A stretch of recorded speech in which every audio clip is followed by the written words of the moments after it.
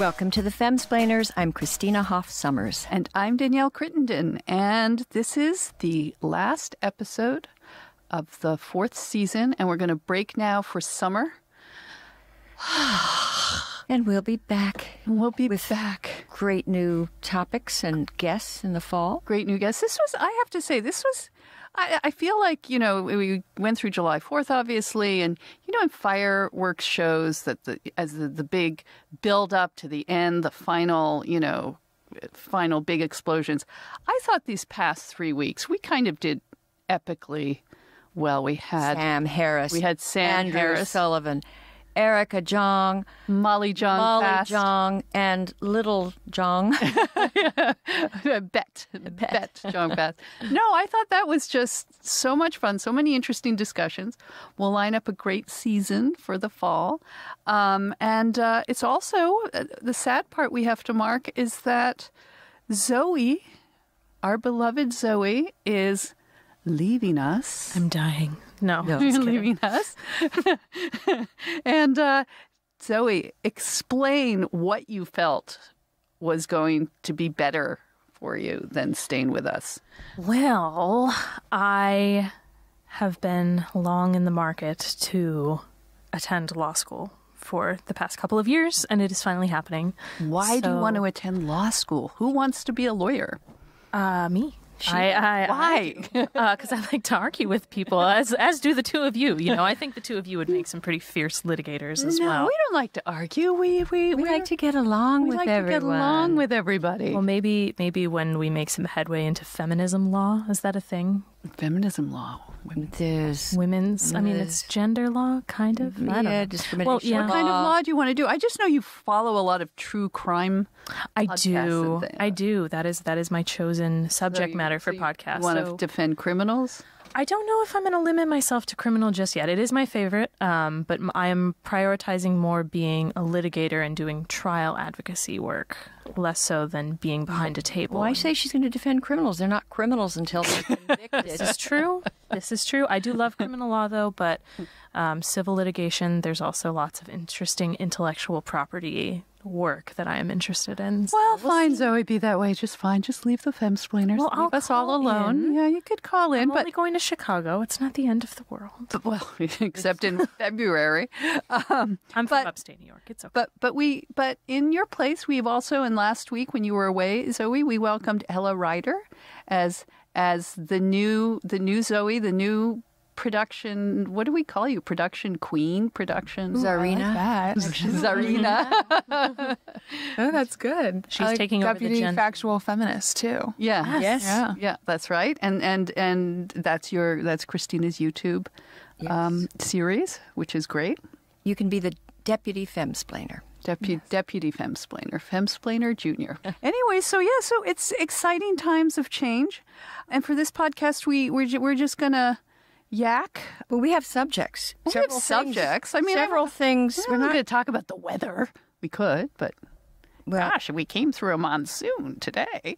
I had to go through a monsoon. I was about to leave, and Izzy wouldn't go out the door. She was wise. Sheets and thunder, and then something exploded down the street. I still don't know what it was.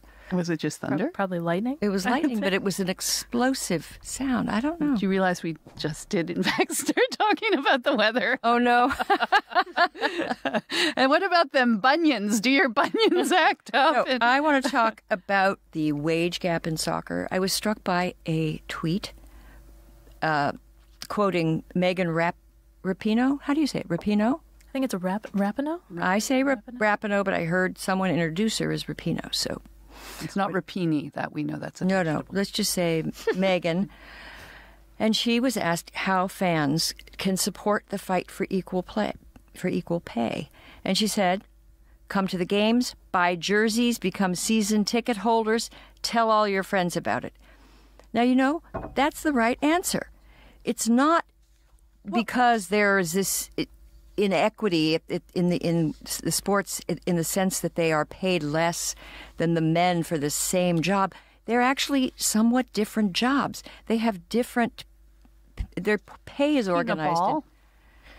Well, you could say Little League, you could say, at all levels, they play the same game. Little League and Major League, they're not paid the same. Oh, did you just call the women's soccer? No, team you Little didn't League? let me finish. You didn't let me finish. There is. Went there. I did. I didn't go there. No, they have a different pay structure. No, what I was trying to say is that it's a fallacy to think that just because someone does the same thing, they necessarily get the same pay. Yeah, but as they pointed out, I mean, let's just be fair. You know, the men's team has been kind of a bunch of losers, and the women's team is killing it. And they're bringing in more, as I understand it, they're bringing in more money, more fans, and yet they're still getting paid less. So is that unreasonable that they would want, to get a bigger share of the earnings? It's not unreasonable, and I hope they do. Actually, I think that sport has a pretty good chance of generating an audience and creating excitement. But here's where you go wrong. The men's team, men's soccer, it's not very much in the United States, and our team is fairly unimpressive. However, it's connected to this right, leviathan, which is men's soccer around the world. And when they play in the World Cup, which they often don't even make, but they did make it 4 years ago, they then can get a slice of millions and millions of dollars, many millions more. And there's no comparison. For example, take the World Cup, the men's World Cup in 2018. It generated $6 billion. $6 billion.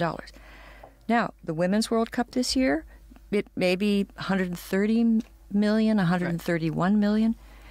That is a huge difference because the men's teams are connected with men's, soccer. It's a different entire world. And then when it comes to their pay, they negotiated a different structure. So the men's teams, they get paid if they play. The women negotiated that they get a base salary and then they get fringe benefits. The men, none of that. We pay, we play, we get paid, and they get paid more according to who they play. If they play a more challenging team and they win, they get even more. So they structured it to sort of just reward success. And the women's is structured to be more protective, and it's a little less risky. So when you look at their pay structure. Wow, so you're also just looking at gender stereotypes within the deals they've negotiated. Yeah, but having said that, is it possible that they will build an empire like men's soccer is in South America, in Central America, in Europe, Africa? It's possible. However, as Megan Rapinoe said, to do that, like all of us, we have to go to games and buy jerseys. Yeah. And I don't see that happening. Every time right after a World Cup, there's a lot of excitement. We see them on TV. But then people aren't buying season tickets. People aren't. Right. I mean, would you? Can you? I almost can't imagine going to a game. If you said to me, "I have tickets, and we can go to a stadium in Rockport or so, I don't know where." to Hellingen, to Hellingen International Stadium. Some stadium to watch women's soccer. You couldn't pay me to go watch a men's soccer game. Just soccer. But they drink so much. But they drink beer. I mean, no, but I think we're also, all the celebrities who have been coming out, this has become quite the celebrity protest too, is you make a good point. You're looking at it through an American lens, and that you're not looking at it through, because Americans aren't we don't soccer you can't fans the way get we are Americans football. Interested, right? And they have low scores. I mean, there are no scores. One or two. That's boring. And to me, it just I even at the highest level. In the Olympics, it's the World Cup. It's a little hard to watch. Well, I'm going to actually say something so unpopular about the women's soccer team. I can't believe I'm going to say this. And I compared it to Little League, which I didn't. But I've been known to be accused. I twisted your word. I have to say, I have found the women's team sport manners very off-putting. And I know we're not supposed to say that, and it's supposed to be all empowering and you go girls, but two things I didn't like. First of all, I didn't like the politicization that it became. That was tiresome. Yeah, and I just look. I don't blame them. We could even agree with them, but please, can people just have one activity where we're not polarized? I didn't like the I won't go to the White House. I would be totally with her on that. If they won, which they did, but she said this, before they did. Before. Then you can make your stand and not go. That's totally fair, and many male teams have done that. But there was just something about it that was, can we please, as you say, can we please not have politics in this? And then the other thing was when they held a trophy. I'm just reading this. It was one of the players held a trophy and a bottle of champagne and yelled, "I deserve this." Oh, it wasn't one of the players. It was Megan Rapinoe. Mm-hmm. Was it Megan Rapinoe who did that? But I am going to defend her here. Okay, but I just... No, she was drunk, and maybe. And it was just at a conversation with somebody. Okay, so it wasn't... So it wasn't... reading it off. See, I came across it on the Twitter sphere. I'm saying I agree with Christine. She was simply... She was having fun. It was I think for a Snapchat interview or something, yes. where they were how are you feeling? And she was smiling. Okay. I take that back. We don't accept your retraction. We want to continue berating you. But I don't know. There were some... the people criticized them for their sort of victory celebration on the field after they beat Thailand. They didn't beat them. Yes, they humiliated them. Yes, and then they that. And again, I read that even in Little League, to bring that up again, they have rules that if one team is winning, 75-0, you don't keep having more and more innings. To protect the and. I think this should apply to professional sports. They could have gone on and just crushed them. But anyway, they won by this huge amount. And then they were all, wow, we're fabulous and carrying on. And people thought it was bad form. Yeah, I guess I maybe I'm just very old fashioned. I like. You're Canadian. I'm Canadian. I like sort of, like exuberant celebrations, but I don't like preening. I don't like gloating. I don't like. Well, have you watched hockey? Sport to your. Because the celebrations in hockey, I think, are actually far worse. Yeah, but they shake each other's hands always after they skate by. They do the handshake. At the end. Yeah, it's fair to celebrate as winners. There's just a way you can do it that is not sort of, putting down. Yeah, well, I would argue in men's soccer it's actually worse. Like if you watch the really, really good British teams and the really good Spanish teams, they're pretty brutal in their celebration. Well, there is an origin to the term soccer hooligan. So, that's true. So, I've followed some. Maybe it's soccer. Maybe soccer players. You need to up your. I think your it's that. Yeah. Good sportsman. I have followed. What was that? Oh, that's me. I have followed. It's not her phone. She was clinking her glass. What was your glass? Yeah. I thought it was some and it's a nice sign. Oh. I can't even do it now. Oh, okay. No, I just wanted to add that... That's acceptable noise.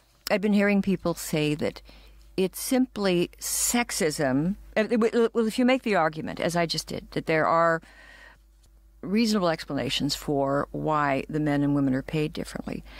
And some people will come back and say, yes, but the fact that, men's soccer is this, this powerful and, just world phenomenon, and that women's soccer is nowhere, is the result of sexism. And it's a result of, women's sports not getting the same press, not getting the same, focus in the media and excitement. And if only they had that, then people would want to see them play. And I don't see that happening because I think that men's soccer, or let's see team sports in general, from hockey, baseball, football, basketball, I don't think there's any amount of consciousness raising or resocialization that's going to even the score because men are stronger, bigger, and faster. And most fans want to see... trans athletes take over women's sports, and then maybe men will get interested. Well, that's true. Can we talk about sex? We're starting to sound like Barstool Sports or something. Okay. Jewel stools. Jewel stools. No, not the jewel. That's my final thing. Our new merch. So women want equality in sports. Then, when we're watching, what are women's TV shows? Bachelorette. The View My favorite and show. Bachelorette. The housewife series. Yeah, then there should be like sports highlights. I agree. And they should have scrolling tickers with scores. Oh, that's a The good Bachelorette idea. is I have a bracket for the Bachelorette, the way that men do for football. Oh, but wait a minute. That's not my point. Not that you should have a bracket for that. Oh, but I'm saying that I think that they should score it and they should have a ticker. I totally agree. A ticker Yeah. for the Bachelorette. How you're doing? I No, can tell you that's not going to that's work not with my going to. daughters. That's not going to. No, I think we are, as you say, it's a demand problem. and, it's a demand problem, and there was a demand, and that's how men's sports evolved and developed into what it is. And they're going to, if they try to do it top down, we've got the team, and now you must come and play, come and watch, and do it. We'll see. This is maybe one of, if we have any fundamental disagreement between us, it's that you watch sports and I don't. I watch it. I watch the Red Sox. I'm a Boston fan. I'm a Red Sox fan, and a Patriots fan, But Celtics fan. But I don't watch all the games unless they're on. Then I'll watch. to me, talking about sports, except in this context, of course, is like dental surgery. I mean, it's just. You're why the women's soccer players aren't getting paid. Okay, I'll support women's soccer. That's fine. Can we talk about love and sex? Oh, now we're on to a ladies' topic. Girl topics. So since we have, for this one episode, 2 Gen Zers in the studio with us, and as we know, Ella and Zoe are both the voice of their generation. Yep. I came across a story in the New York Times that says, the headline is, "Should we all take the slow road to love? Millennials are going on fewer dates, having less sex, and marrying later. Do they know something about love that the rest of us don't?" Well, as we've been talking about it on this podcast, that we've been we are among what this writer called the hand-wringing experts who speculate that hookup culture, anxiety, screen time, social media, and helicopter parents have left us with a generation incapable of intimacy and commitment. That is my default view of what's going on amongst your generation. And this article quotes a biological anthropologist named Helen Fisher, who said, notes that they're delaying marriage close to 30, the median age. But she says it's because they're doing it better than previous generations. They're taking more time. They're not hurling themselves recklessly into commitments. And in fact, she says we can all learn from people who don't want to waste a lot of time doing things that are going nowhere. On the other hand, in the same article, so they spend an average of 6.5 years together before marrying. But she does say the one thing that they do very, very quickly, they have sex before they actually commit to dinner. To dating. Or to dating. Okay, does any of this ring true for you, Ella, Zoe? They're looking skeptical. They're looking skeptical. Yeah. Does any of this make sense? I think that's fairly common with a lot of people our age. I think it's What? Totally. Sex before I think it's really the wrong way of going about things, but Agreed. I think it's a bigger commitment to put yourself in such a vulnerable position with a complete stranger that could, especially with our whole fear of rape culture, then you're going to put yourself in the situation where you literally know nothing about this person, and then you're going to go on a date with them. It doesn't make any sense to me. It's counterintuitive also to what we're hearing about college campuses. I guess it's not where they get drunk, they have sex, and then there's the backlash. Yeah, and there's also a lot of my friends, there's so much fear of admitting you like someone because you've already been vulnerable with them and you don't want them to dump you because it's kind of a semi-relationship without calling it a relationship. Mm-hmm. Is that the friends with benefits? Yeah, you Is there a lot of that, friends with benefits? yeah. I mean, I've done that before, and it's it's something that I think my generation is such a sex positive generation that it's saying, oh, you should do all of these things. You should masturbate all the time. You should know your body extremely well. You should put garlic in your vagina. Just kidding. No, but I think that it's generally the narrative is you should know your body. And once you know your body, you should open it up in a way where when you are having sex with another person, it's not necessarily because you are attracted to that person, but because it makes you feel good. So it's very much sort of the selfish kind of, I don't know. I'm trying to think of the right word, but it's sort of self-love. It's a version of masturbation with another person. Yes. What you're sort of saying. Is that ring true? No, I've said that to my friends before. I just think I have a lot of friends who have put themselves in situations where they really like someone and they're afraid to tell them verbally, so they try and tell them physically, and then the guy kind of just doesn't consider them a relationship prospect anymore and kind of just throws them aside, and then they're crushed and they're like, this is awful. He was such a jerk to me. And it's like, yeah, he was a jerk to you, but you also did not know him. You knew him for a week. Right. So. And I think it also has to do with the fact that so many more people of our generation are in college and are taking on very stressful postgraduate degrees and are doing things where they're essentially saying, I'm prioritizing my career. I am being selfish for the next 6 years to get educated, to get a good job, and then I'll deal with the relationship stuff. So I can have sex with whoever I want because it's not really going to end up as a relationship, and I can worry about that later when I have a secure job, essentially. Yeah. Well, I want to suggest something, which is that I don't think human nature changes that much.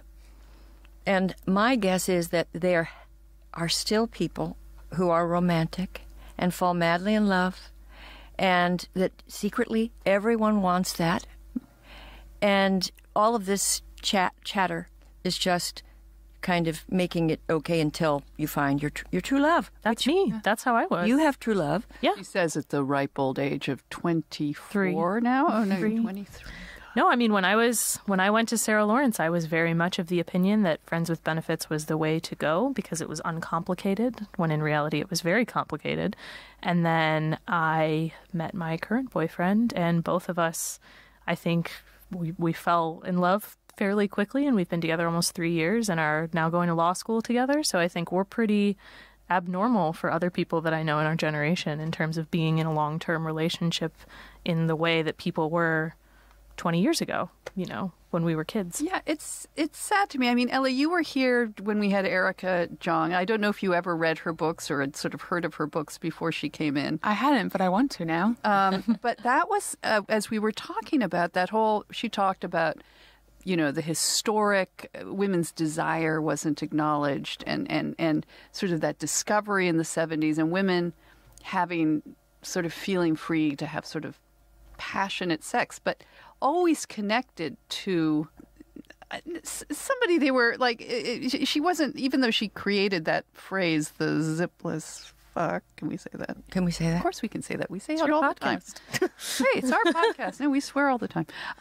No, she created, but that was sort of, if I remember it, Christina, you correct me if I'm wrong, but that was sort of that so crazy about each other. You just couldn't wait. But it wasn't about anonymous sex or sex with people the way you would, do your laundry or something, or have a coffee.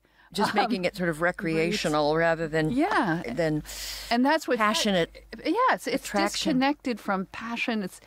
It seems disconnected. But I'm not going to accuse desire. an entire generation of that because I think they may be getting some very bad advice. Yeah, and there may be a lot, and there's also this bitter politics that sort of permeates everything. But there's just the human need for intimacy and finding a beloved and sharing your life with someone is just what I've met very few people, maybe no one, who didn't want that. Right, male and female. Yeah. Mm-hmm. Well, I think most Gay people, and straight. They want that.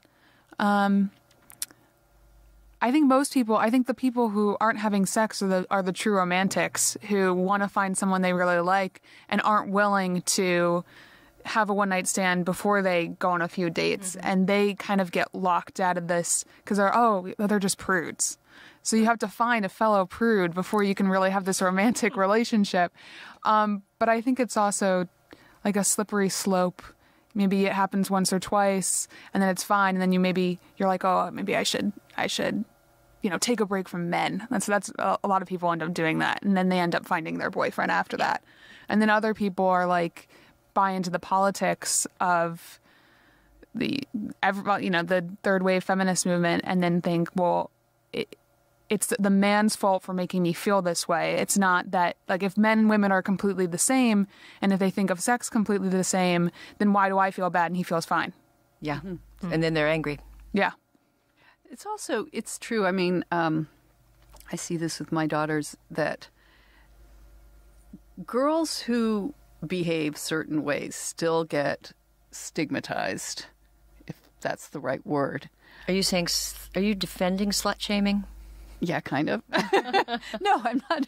Well, no, it's there. That's the other thing that we're not allowed to say, that both men and women judge those women who are usually, I feel, have very low self-esteem, take on It depends. The ones who are really what they used to call the town bicycle. Oh, my God. There is still, not great opinions of women who do that. And by the way, it's the same of men who are what we used to call players. I mean, that men who are known to just I think women. that men who are, that has lost its charisma. I don't know. I've seen, it doesn't seem to have done so in high school, maybe in college. But Well, what about that? Are there still players that? Oh, yeah. And girls are. Human nature doesn't. I know. I really take it back. change. I take it back. Well, I think it's so, like, when I was at Sarah Lawrence, which is such a woke campus about sexuality, Right. and is very much, go have an orgy, go have all these people over and do your thing. Our orientation included an instruction on how to use dental dams, like just a very, very in-depth sexual education. Zoe, this is something I don't want you to explain to me. I've heard about it, but You don't need to use them, so it's okay. Okay. But basically, because the campus... Dental dams? I showed you what dental dams are. They're like, aren't they like? It's like a giant condom Teeth guards? that you use on a vagina. So you put God. it around. Are Yeah. you guys doing this to me again? You inquired? Okay. I said don't. Okay. Well, so this was a campus. God. We went there again. Sorry, Sam Harris fans. Those of you who joined. It's fine. Go on. Well, it was a campus that was 70% women and 30% men, and it was only 1,000 people. So you do the math. A lot of lugs. Well, a lot of Lesbians. Lesbians until graduation. Yes. Like a men's prison, like what happens in prison. Oh, yeah, very lucky guys. Well, that was so for the 10 straight guys that went to Sarah Lawrence. It was amazing. I mean, a harem. They had a yes. Really... But the thing was, is like, as a heterosexual woman at this school who was not interested in sleeping with women, I essentially... What's wrong with you, Zoe? No, And you can't sleep with the teachers anymore. Yeah, says the one who at least married the teacher. That's true. And he was like a Sarah Lawrence teachers. professor. So He was a there you Sarah go. Lawrence. I took one look at the 10 straight guys that were on campus, and I said, all right, this is what I have to pick from the next year. And then I went home over the summer, and I got myself a long-distance boyfriend and focused on my studies. Why? But I think that, Sarah Lawrence is obviously its own bubble, but I think that that's pretty common on a lot of other campuses where you see that there are these players who get around to every, girl with a pulse, essentially, who shows up at a party, and they lose the shiny qualities that they had when you met them until you realize, who they are. But is it wrong? Let's just call this out. Is it wrong? I don't mean to slut shame. I would not walk up to a girl and slut shame her. But is it wrong to discourage this type of behavior? Is it wrong to say, which is, I've said to my own daughters, if you have self-esteem, and they pick it up, that nobody is going to value you if you don't value yourself, or if you treat yourself Yeah, but I could Like a girl commodity, could value sexual herself. commodity. She could value herself and be a little wild. She could. Yeah. And then you're I saying think we're striking a nerve with Christina. no.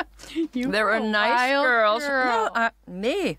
No, I'm not. Nice girls can be wild. They're just polite about it. I think it's a definitional term. And because somebody that it's looked not- down on me, some man that looked down on me, let's say me, for being promiscuous, I wouldn't respect him. Okay, I think promise.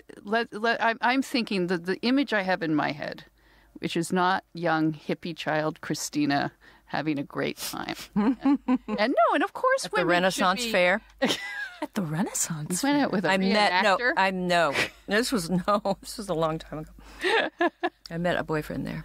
Okay, let's that's fair. Let's be definite. Lee Henderson, if you're out there, It's he one was so thing- cute. it's What did he one dress up thing as? To be Erica Jongy and Spaced say, out.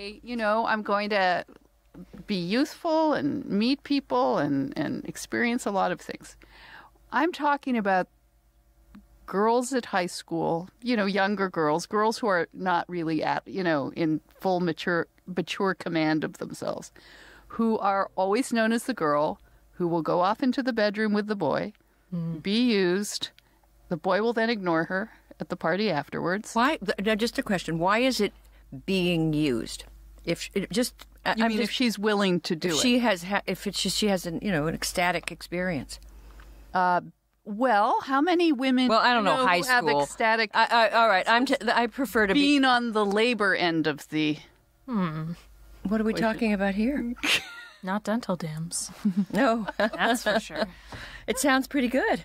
What are you talking about? I'm talking about men. Okay, Oh, wait a minute. boys being serviced at parties. Oh, Can we put it that way? Service. Yes, they're being like servicing them, and then being. It's not even sex. It's. There's not. I mean, so far as I understand, what goes on in some high school. well, I prefer not to talk about high school because I just don't have it just seems too young. But college, I can see girls. It just depends on the sort of girl. And there are some that might enjoy servicing, as you say, and I would, I really hesitate now, especially after reading this article and so many others that are trying to generalize about what's going on in the intimate lives of millennials. I think what's going on is what always went on, but with a lot of bad information and some twisted theories about and more how confusion. horrible men are. But it's. But I do agree with you. If I had a daughter in high school, I would be very concerned if I became aware that she was just completely. It's just too young for that. Right, we're getting wasted and then being in these situations Yeah. often. I guess, but to go back to your original point, and then we can move on, that certain human nature, there are certain norms that and I think to your point, Zoe, this whole idea that you have this sort of roadmap in your head that I'm not going to take anything seriously, for the next, or any relationship seriously for the next 5 years because I have to go through these hoops. And then whatever I do between now and then doesn't really matter or count. And in fact, it's what you were saying, Ella. There is a toll. There's an emotional toll. Sex is intimate. Mm-hmm. And to pretend it's not and to rob it of all its meaning actually robs it of the things that make it great and make it so unique between potential people. Yeah. If it really does just become like riding a bicycle. I don't. Again, I don't see how. I assume there are people for whom it's just like riding a bicycle. Well, that's what they're saying. It's but just like this culture. You just have to, I've known very few. before I even know this guy. It's like, what are those urban rent-a-bikes? Oh my God! Pick it up here, park it over there. Cars to go. I mean, Depends that's on what the bike. that's It what is. kind I of mean, sounds like Tinder is a Postmates for some people, Right. For sex instead of. I just think that's You know what? There's a sad. lot of I too. think that's sad. Well, never mind. I'm not going to talk about it. Sexting. Oh, Our generation didn't do that. that's because we didn't have text. We didn't have smartphones, Christina. Oh, I forgot. Have you ever sexted, Christina? No, Oh, I can tell you. but I'm thinking of it. Have I told you this story? stop me if I'm sinna. So when I was, our form of sexting was, so I would have been, 21 or 2. And I have Polaroids. No. That's Snapchat. I never sent. That's old Snapchat. I never did that. That's old Snapchat, exactly. No, I was applying for a job on a movie in LA, like in a like production side when I was about 21. Do anything to get out of Toronto in February. Anyway, the guy I did a phone interview over the phone, the kind with the cord that you put to your ear that is attached to another piece, a dial. And so this was the producer of the film, and he was interviewing me about aspects of the job, and then he said, What do you look like? What are you wearing? No, he said, do you, he had a term for it. Basically, do you like dirty calls? And he hadn't even seen me. So, he didn't have a picture. Yeah, but he heard your voice. Heard my beautiful voice. No, and I said, excuse me? And he said, yeah. Do you like, somebody call you, in the night? I like to do that. Do you like to do that? I'm my God. I'm thinking, this is so pre-me too. I'm thinking, well, I want this job, but that's so weird. So I said, no, that's not really my bag. But he goes, oh, well, you never know. Anyway, so hung up. 2 a.m, my phone rings. Oh, no. And it's this guy. Oh, my God. And he's like, Hi. hi. What are you doing? And there were sort of sounds that were distressing. Oh, no. And I hung up the phone. Yes. I said, I don't do this, and hung up the phone. Did you get the job? No. Didn't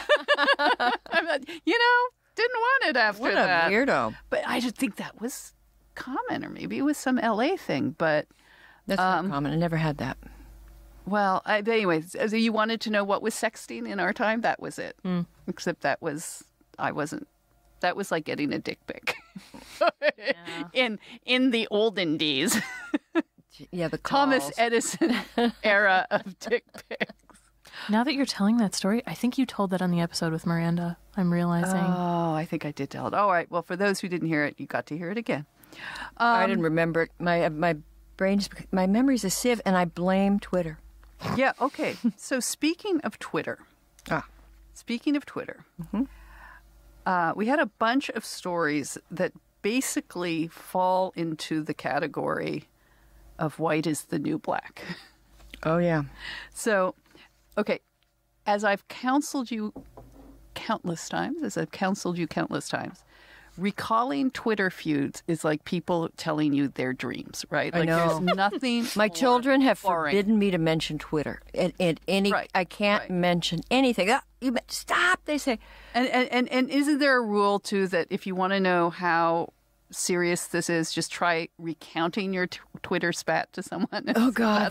There's no sympathy, no interest. I am violating my own rule because this is relevant to what we wanted to talk about with some of these other articles.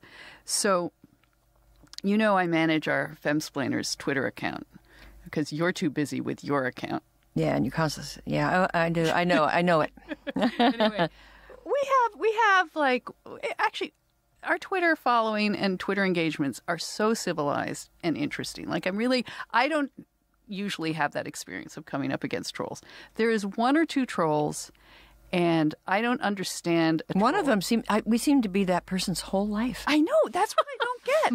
I don't get the troll mentality. If I hate someone, if I really hate everything they stand for, let's think of, Alex Jones. Why would I go on Alex Jones' Twitter obsessively and just say, "Oh, what a jerk"? There he goes again. That conspiracy theory. Right. Don't I have a life? Why would I want that cancer, that malignant thing? Anyway, but we had a couple of those, and one of this habitual troll, who, by the way, I invited her to come on the Femsplainer, and said, if you seem to know so much of what we say, and think, why don't you just come on and we'll discuss it? And then she went dark for weeks, but then she reemerged. And she was saying that you were in the pay of, I think, Dinesh D'Souza. That was the most recent one. That's interesting. And that you support the oppression of women by men and, the usual stuff. What? She didn't say anything about you? No, I'm golden. No.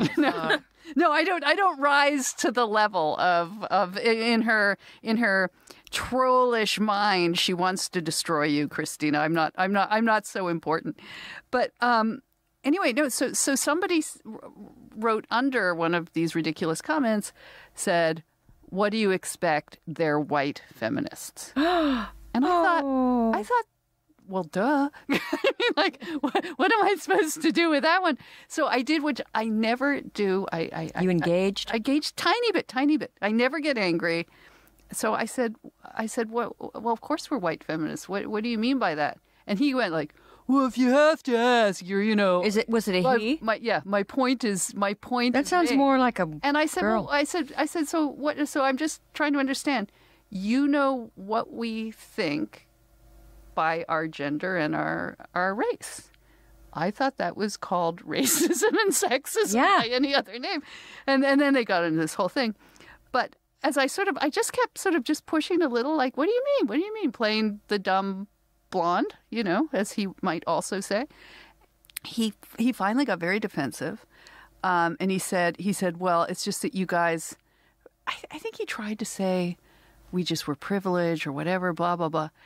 And then I said, oh, you mean it like dad dancing, that white feminism is like dad dancing, that we're just pathetic. We don't know what, Clueless, out of it. So I thought that was interesting. And then suddenly after this, there's this rash of stories where, I don't want to get into white supremacy here, but never follow that with but. But there's this rapper, there was this concert that was charging extra for white people. Yeah, what was and this that about? wonderful young woman, a rapper, Where was Tiny this? Jag. It was in Detroit, Yeah, in Detroit. And they were going to have, the tickets ranged from $10 to $40. And they were going to have a discount for attendees who were people of color, and anybody white had to pay full price. And this young woman protested and pulled out of the festival when she was, and then of course she was attacked on Twitter, and said that she had internalized racism and so forth. Right. But I was happy to see that she was defended by somebody I like a lot on Twitter, who is Zuby. Who is, he's like a very smart guy. He's like an Oxford graduate, Oh, is he rap white? singer or Is he a white something. man? No, I think he's a person of color. But he said, well done, intersectional radicals. You've become the very racist you claim to stand against. Right, And well, that's where the we're kind thing. of going, right? You don't fight racism and sexism by being racist and sexist. It just doesn't work. And what is the end game? This is what I want to know. What is the end game? You're only going to infuriate people, and you're not solving problems. There are problems that certainly are intensified by race and class and gender.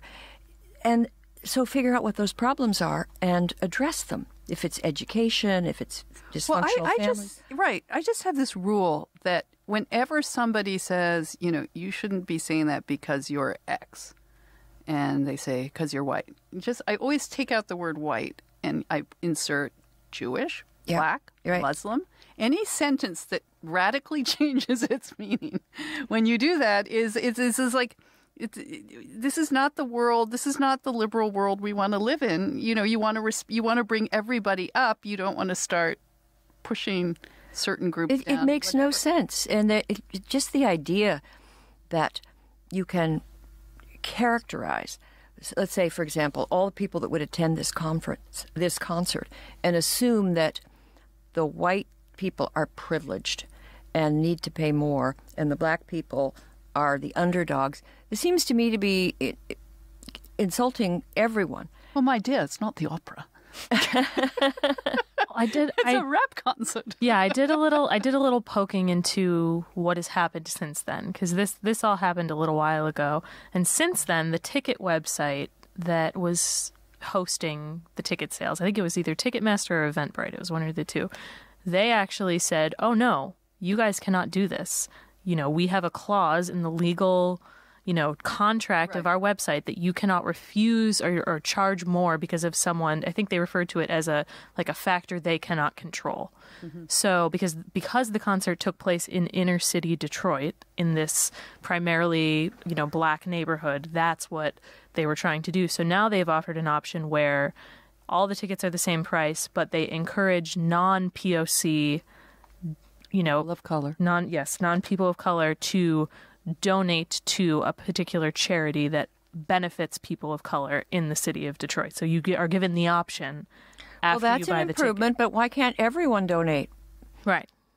So again, it just the marker of making race so salient it's just, and I think would be embarrassing to people who, most people are not, on Twitter or not taking intersectional philosophy, and I just don't think this would go over well. Now, what I heard is that they stopped doing it because they say they've been receiving death threats, the organizers. Oh, yeah, they said from white nationalists. Yeah, right. But on the other hand, which is also possibly true. Possibly. Oh, definitely true, except that I think we have to have online threats on Twitter and so forth. And so Tiny Jack, the young woman who pulled out of the concert, she's, been receiving abuse and threats.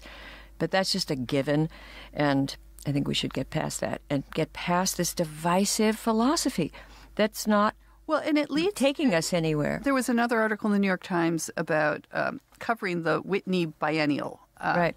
Which this is sort of like more high culture, I guess, or is that a privileged thing to say?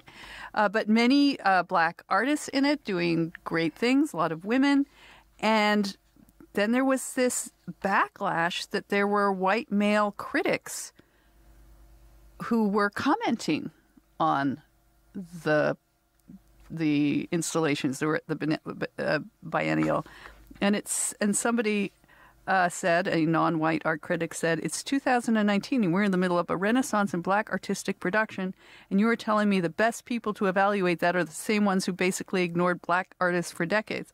These are just, like the New Yorker critic happens to be a white male. And this leads into the territory, which is well worn in this podcast, of it means you'll kill artistic creativity and tradition if you say that, like as with novels, you can only write about a character that is yourself. You're not allowed to imagine anything. You can't appreciate anything that is not yourself. Well, there's just all of this policing of the imagination. And now, because of this aggressive politics, all right, fine, you have an exhibit in the Whitney, and this is what is distressing to me, is that you have this biennial at the Whitney, and they feature not only artists of color, but mostly women artists of color. Mm-hmm. So that's happened. Then all the critics aren't enthusiastic. There is some pushback against some of the art, not because of who the artists are, but because of the quality of the art. For example, Deborah Solomon, an art critic, said that... she's a white feminist. She's a white feminist. She said that the phrase kept coming up in the exhibit of white supremacy, and she said, well, it's a tired academic slogan. And she said that in reference to a work of art in the exhibit. And then the artist pushed back, and then she was thought to be disqualified because she said this. But it is a tired academic slogan. Mm-hmm. And I would be so put off by an exhibit. It would be driving home this rhetoric that's already going out of style and annoying and divisive. And what is it doing there in the art? Mm-hmm. You would think artists would be a little ahead of what happened in Gender Studies 101 in 87. No, but it's also such, and this is where it's tired. I remember, who was it? The artist Serrano, who did the famous Piss Christ. Yes, the crucifix floating in urine, and it was in one of these, probably the Whitney Biennial, and Jesse Helms and everybody predictably went nuts. I remember I had this very intellectual Polish friend of mine who was watching this unfold, and he said, "Yes. The artist is doing what the artist is doing, and Jesse Helms is doing what Jesse Helms is doing," and they were perfectly symbiotic because Serrano wanted everybody to get angry at the piss Christ, Right. you know, and the Jesse Helms of the war, era just reacted in completely predictable ways. And it's the same thing with using Nazi use or white supremacy. You'll get the predictable. You're trying to get a certain response, and you get it. And this is where the left and right can enhance each other. I mean, they're just playing off each other. And come up with something more creative than. And the thing is, the white critics, they weren't even critical. They just didn't say exactly what these artists wanted them to say, and so they reject them. And now they want a third level. Well, everything is great. All of this is so brilliant. All of it's and brilliant, original. and they want the critics. So they want to be able to be the artist, to have the art exhibit, and then to control the criticism. Well, that's like art under a dictatorship or something. I mean, it's not. That's not how creativity flourishes. It's all being carefully policed and monitored, and also art throughout history. I mean, it's also to say there are no standards. And I think it was, Frederick Douglass who argued that you shouldn't be judging literature or the content of it by the color of who wrote it, that was the great liberation, was to come into, what did Hemingway say, when you start writing novels, you're entering the ring with the greats. You're there with Muhammad Ali. You're being judged by the people you admire. And you're the best emulating of the them. best. If you start painting, you're stepping into the ring with Picasso. Like whatever. But well, if you're in the Whitney and you're aspiring to be, a great artist, then you have to accept that there's going to be criticism, and they aren't accepting it, and they're using these, calling out people on the basis of race. And this is the fallacy at the heart of this movement: is that you can't judge a work of art or a piece of criticism by the person behind it. You have to judge it by its qualities, its intrinsic merits. And they want to break the rules, and that's like that's what happens to art in authoritarian governments, where they determine what art is, and they hire the critics. Right, and does it have the correct themes? And then we're back to Soviet realism, unrealism. Yes, we want the strong, or Nazi art. The Vichyite blonde family is the extreme white version of that. Did I just bring it back? I brought it back to Nazis, didn't I? Yep. Vishyites. I'll just be glad when we need a vacation. We need a vacation. What do we need a vacation? But you would say that because you're a white feminist. I remember I'm sorry, I'm going back to the Twitter feud. His final damning comment to me. Oh my God. About my idiocy was, he said, because I kept saying, what do you mean by white feminist? What does that mean? And he said you have a lackluster views. And then so I went full dumb blonde. I said, if we resent use that. conditioner, would we be more would our views be more lustrous? We have lustrous highlights. If he goes after our highlights, yeah, he's going after our souls. Yeah, he is. I think Ella's going to have to dye her hair blonde. I know. Yeah, Ella, you got only to be part of brunette. the Intellectual blonde web. All right, before we get to listener reaction and sign off for a few weeks. Okay, this is just the last thing. I don't even know why I'm bringing this up. Mothers are drinking more than ever, but the sober curious movement challenges wine mom culture. This was from the Washington Post. Wine mom culture. Yeah, when you would have toddlers and you would go needed a glass of wine. Oh my God, mommy's little friend. Yeah. You used to go, and the only way you could mitigate being relentlessly 18 hours a day in the company of a 2-year-old was if on a play date, while the kids were finally interacting, when they weren't killing each other, you could sit with the other moms and you could have a civilized glass of wine and feel for just 5 minutes that you were and just older decompress. than 2. And now apparently this this sober curious movement, which is getting its little tendrils into everything, has gotten into the wine mom culture, and women are now being discouraged. Look, they're discouraging women, it says, from bringing thermoses of quote unquote mommy juice to soccer field sidelines. What? Come on. Gets you through. Thank God none of my children played soccer. Oh, God. I know I can't say that now, especially with women's champions. Soccer practice every Saturday morning. Could you ever? I know there are sports girls. I know them. Yeah. I worship them. But no, I totally could respect you them. ever have played soccer in high school? No. I mean, I wasn't talented. No, look, if you are a talented athlete. Right, I wasn't talented. But none we of had these kids tests. were. I had to throw.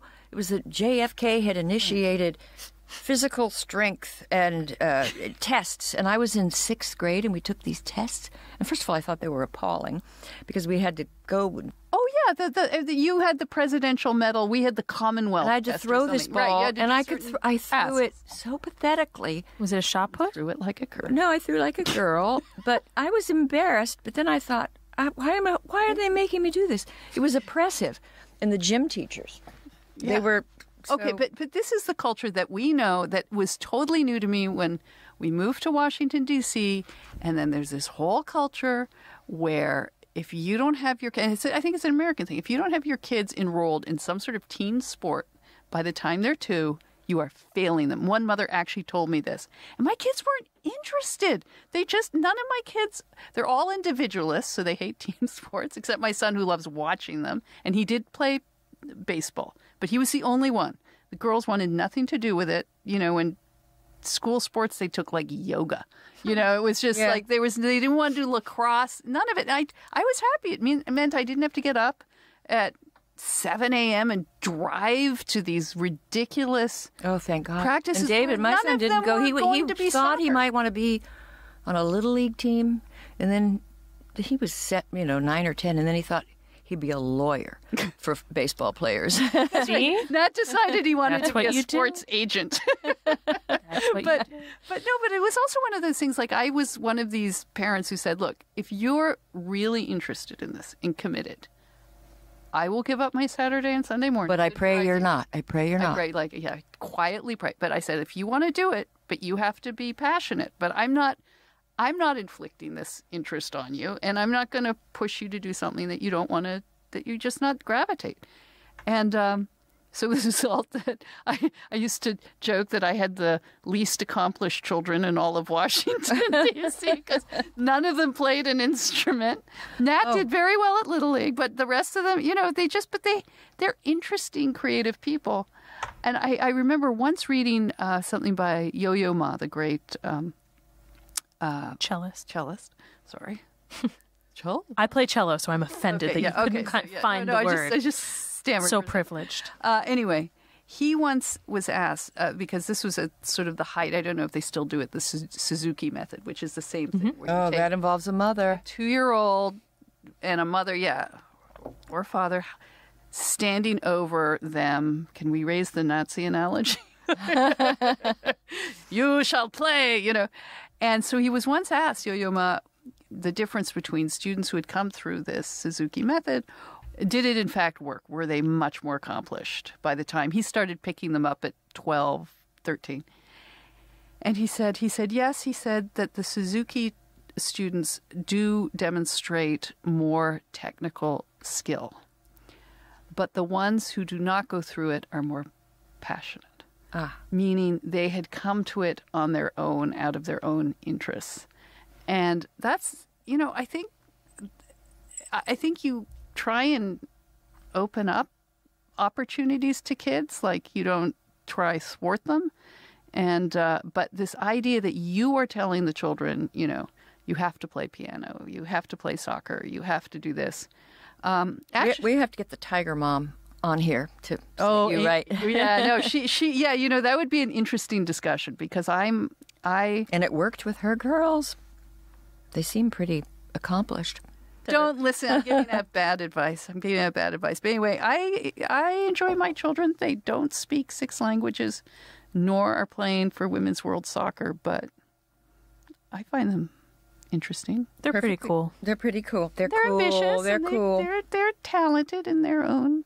They're darling. And I would find it so exhausting to be a kid today because that's one thing. I don't agree that with some of these generalizations about the millennials and their hopeless love lives. You're just sucking up to the millennials. Can I just No, say that? I don't. I just don't believe it. I don't see younger generation. But what I do see is this pressure on kids starting in kindergarten, and then by the time they get in the 11th grade, all of those that were ambitious, all of the AP courses and the prep courses and the homework, and then they have to have the soccer and the languages and so forth. And I'm just so glad we didn't have any of that. Lacrosse. What's with that? Whoever plays lacrosse? What is it? What even? lacrosse. We both played lacrosse. What is it fun? It's not like there's a No, World I hated it. Lacrosse Can't you get hurt? Federation, right? I wish. There's a U.S. lacrosse. Yeah, but Federation. nobody watches it. It's less popular than women's soccer. Can I say that? No, you cannot, and you've internalized your own oppression. It's like, does anybody go to lacrosse In New England, they do. after the age of 21? Yeah. Big deal. It's like Really? Yeah, school football. Jane's husband played lacrosse for UVA, and Jane works at a college. Yes. Yes, and her husband actually started a foundation for underprivileged kids in the Bronx and teaches them how to play lacrosse, and now many of them are going to college on lacrosse scholarships. Well, that's the point of it, right? Isn't Right. it just to get a scholarship or to get into a college? It's not about beyond the age of 21 that anybody actually... I love it. I thought it was really fun. I played lacrosse and field hockey, and I loved it. I hated it. I wanted it to be men's lacrosse where you could actually hit Oh, people, yeah, that's true. and you had a helmet. That's what I wanted. I wanted to hurt So people. you felt you were playing sissy lacrosse. Well, it's more. It requires more skill in terms of being Yeah. able to catch the ball and like. Because you don't get to wear pads when you're... Yeah. Have we I digressed just- into Barstool Sports again? No, I just want to say one thing that just shows a generational shift. Yeah. When I was in 11th grade, maybe 12th grade, at University High School in Los Angeles, the big classes in the LA County school system, and this was in West Los Angeles, and I went to gym class, and the teacher was there marking your name, like going in the pool or going out to play volleyball or play, and I would go in, and then it was a big crowd, and then I'd sort of sneak back. She'd check my name. I'd go into the locker room, put my clothes back on, go out to the parking lot and have a cigarette. That's exactly what my eldest daughter did. And meet my friends. And then, we just... Now, I know that's not healthy, but it was just... Certainly the cigarette part. But, Well- okay, but bottom line, I would just say, if they're now taking wine away from You can take away the cigarettes, not the wine. to be part of this culture. Yeah, it's tough to be a kid. It also seems it's becoming increasingly hard to be a mom. All right, we should really now go to our who's doing it. Oh, we have a competition between you guys. Divided listener reaction or Zoe's. I've got it on my phone. Okay, Zoe, this is your split it up. last listener reaction. It's Yeah, I'm going to be very sad when we finish these up. But there's some good ones that you sent me. Now, this first one, I don't have the name of the listener that we got it from, but it made us all laugh nonetheless. So, hey, Femsplainers.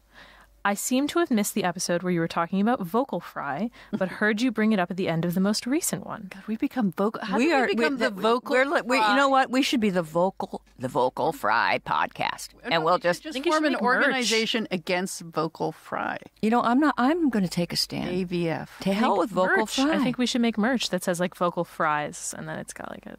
it's so annoying. Okay. Anyways. We'll try get off this topic. But yes, This is the list. So he or she said, I thought you'd be interested to know that vocal fry screaming is used a lot in metal and hardcore music, and when done correctly will not damage the voice at all. And they sent us a link to the screams. Oh, I might like it. I like. Yeah, oh yeah. I like heavy metal. Oh, so does my boyfriend plays heavy metal guitar. He's very, very. He's amazing. He's very impressive. Christina, I like him you too. I'm sorry. Have you heard baby metal? Hold on, an ad is It's playing. like a dental dam. No. I can't believe you don't know baby metal. It's these little Japanese girls, and they play heavy metal. And we're going to go see them when they come to I've got it Washington. ready. Heavy metal. You'll like them. Okay. Baby metal. I just think of you're a 14-year-old boy listening to heavy metal. Well, you just have to. It's just you just can relax. You know what? You have an inner 14-year-old boy. I think that's you. I thought I had an inner gay male. Oh, there's that too. Yeah, I got 14-year-old gay male. Let's just go roll with the stereotypes. Heavy metal, I don't associate. No. I like going to sing Broadway tunes with gay men. I like that. Yeah. All right. So this is a 6-minute long vocal lesson on how to do this vocal fry scream. Ooh. I'm going to try and find. All right, here we go. I think he's I about just want to to hear scream. the scream. Yeah. Okay, hold on. Push the air out and really flex those abs. Once you get more comfortable with this sensation, you should be able to do it all at once. Kind of like, That's where they start smashing the guitar. Yeah. Burning the guitar, smashing the guitars. Okay. All right. So not working on that, Christina. You can work on that in your spare time. What's next? So I was so delighted to see this listener reaction because this is actually somebody that I know. Oh. From the Acton Institute. I believe it's Caroline Roberts, not Carolyn. But I've collaborated with her with some of my other scholars at AEI. So to hear her reach out to us was super exciting. So she says, "Hi, Christina and Danielle. I just want to thank you so much for a fabulous podcast. I always feel like I'm hanging out with friends when I tune in, and I really love your casual, witty, and always spot-on commentary. I produce a podcast for a conservative think tank and have a small handful of podcasters I look up to. You are both definitely in this exclusive club. From listening to your podcast, I've learned a lot from you as well as your guests, and to top it off, have picked up some valuable interview techniques along the way." Key, pour wine. Wine and marijuana. They'll admit to everything. Thanks so much for making me feel welcome in each and every episode I listen to. Will either of you be, by chance, attending the Podcast Movement Conference in Orlando in August? If so, I would love to connect. We weren't invited. We'll be working on our vocal fry scream. We're going to have that perfected for the fall semester. Okay. That's so sweet, Carolyn. Yes. No, we won't be going there because also, you know what? We're going to be off on vacation. Vacay. So, that's very sweet. We're honored. And yeah, in terms of interviewing techniques, Christina, any pointers aside from getting people drunk?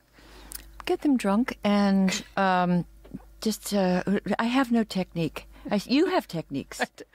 My technique is I just come, I just ask them whatever comes into my mind. We do plan the show. We do plan our interviews always before, and we research them. But then. All right, take that out. Take that out.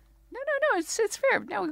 Actually, but once it starts, you can't always control a conversation. That was especially true last week when we had the two Zhongs and young Bet on. And I was listening to it. People complained we talked over each other, which we did. But that was just one of those, you know what? Just let it roll. Right. Baby Don't Metal hurt the cats. is coming to D.C. September 8th. I'm not going there with you. Forget it. All right, Zoe, go on. Get her off this topic because I don't want to go to Baby Metal. Great. So this comes from a listener named James. Oh. Okay, Christina. What is this? Get up to the... Did you have to look at them? Oh, they grew up. It's giving me... They grew up. They're not babies sounds like the anymore. I want the babies. I want them. Oh, they're so grown up. They were little girls. Forget it. Okay, are there any more, Zoe? And because Christina is hovering over her iPad. Oh, stop. Look. Oh. That is the most absurd... It's Baby Metal. Check it out. This has 10 million views. There's a reason. Okay. I'm clutching my... Oh, God. Well, if anyone can scream, it's going to be... It's babies. It's going to be small little girls. They don't need vocal fry. It's toddler metal now. All right. Go. So our last one actually comes from a special listener whose name What do you is... mean by special? He's a big fan. His name is Vernon. I didn't know where we were going with that. His name is Vernon. Vernon. We love Vernon. And Vernon is, I think, he's our premier... No, sorry. Christina is like, what are you doing? Now you're making noises with your... Nicorette. Don't put Nicorette in, you mumble. Okay. You have to wait. Okay. We're almost finished. I'm not a smoker. Haven't been since 1972. Gym class. Okay.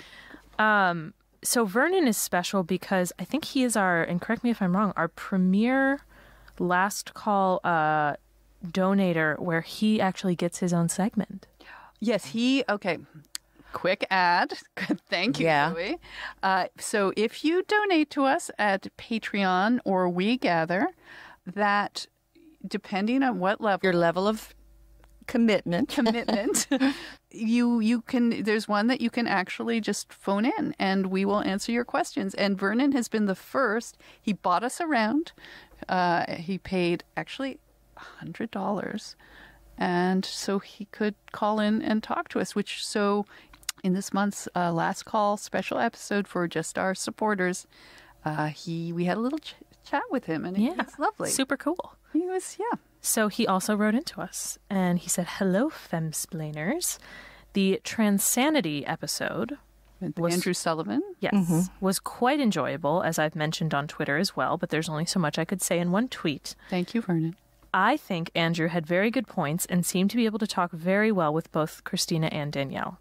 I tended to agree statements regarding how making sex is the same or not matter to run in contrast with what the gay movement has been hoping for. I also agree with his point about how nobody is LGBTQ+, but are their own respective orientations instead. I am reminded of some college days hypocrisy I've encountered with an LGBT group called Spectrum, about which I quipped something along the lines of, shouldn't straight be part of the spectrum together with the rest? To which a Spectrum member flat out said no. It made me wonder at the time whether the purpose of the LGBTQ+ umbrella label was merely to divide the line between straight folk, such as myself, and every other orientation not straight, instead of any meaningful definition of coexistence. There was a little accident. Vernon, we were listening. The gasp of Christina was, I just poured her wine into her water glass. Sorry. Oh, no. It's diluted. It's a catastrophe. I'm almost done. Okay, sorry, Vernon. Go on.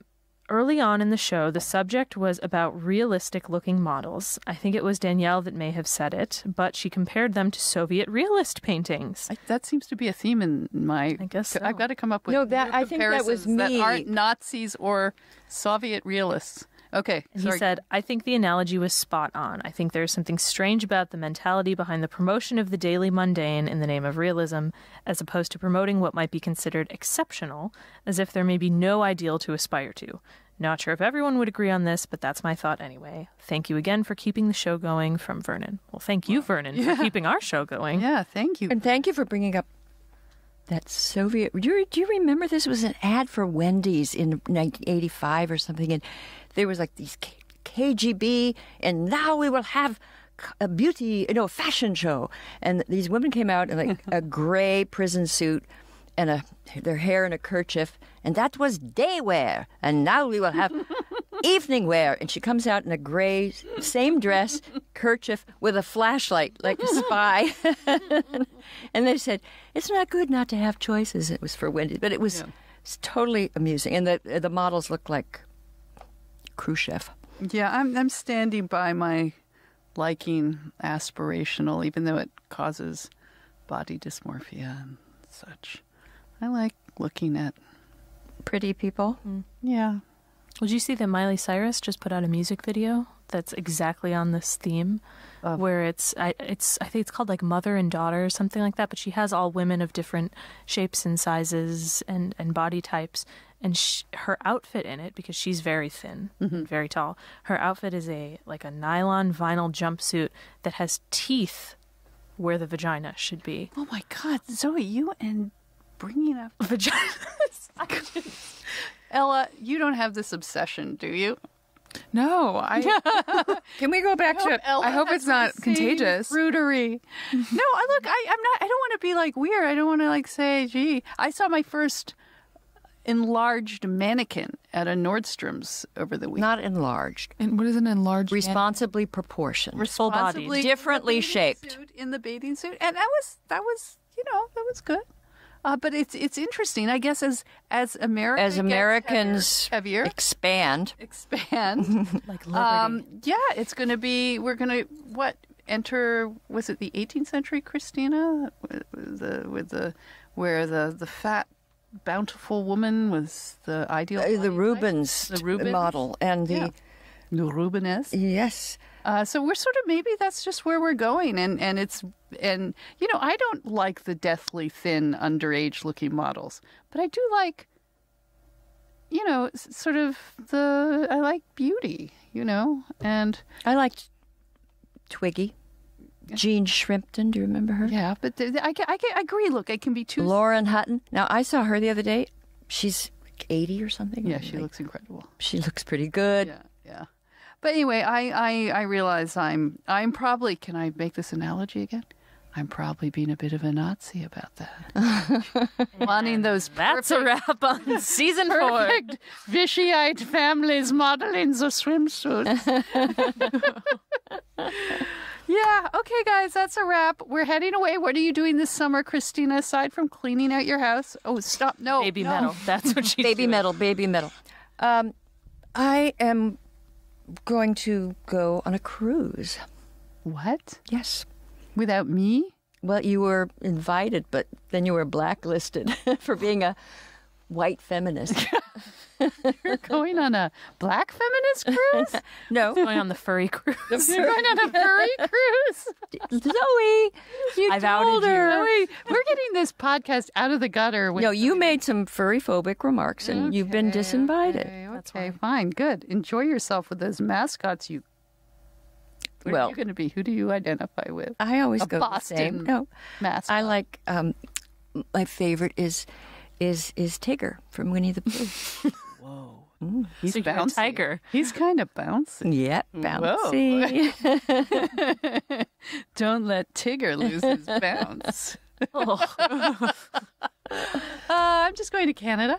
I'm going to go to our cottage and be happy and restful by the lake. And yeah, we're going to miss Zoe, but Zoe will stay in touch. Oh, and, yes. And Ella, we welcome you. And Thank you. Don't, just because we're breaking doesn't mean we don't need your support, because if we're going to come back in the fall and not ghost you, we really need your continuing support. We would never ghost our fans.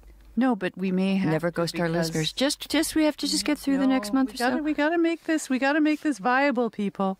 So Patreon, we gather /femsplainers / learn that. That would be great. greatly appreciate the support, and it makes it possible for us to continue offering this random selection of This smattering of A lot of vagina content. If you want to keep and that alcohol you could sponsor- infused. You could sponsor our. We should No, set up a we're not going to vagina do that. No. content. Well, you get dental dams as a gift. Let's buy our dental dams. Let's raise You the know, like funds. this PBS where you could get, or the NPR radio where you get like socks or Tote bags. tote bag. Okay, never mind. Have a great summer, everybody, and thank you for listening. Thank you for supporting us, and yeah, you could still hang with us if you support us. You'll still get a July-August Bonus episode. Bye. Hey, thanks for listening to the Femsplainers. Stay with us by following us on Twitter and Facebook at Femsplainers and on Instagram at Femsplainers Podcast. You can always email questions and comments to contact@femsplainers.com. We read every one. We are poured at the American Enterprise Institute in Washington, D.C., and thanks to AEI Research Assistant Zoe Appler, who is our production assistant here in the studio, and thanks to Nat Frum, our audio and video editor, and occasional millennial mansplainer.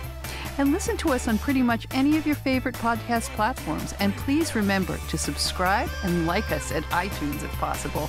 Every like helps us keep our solid 5-star rating. Cheers.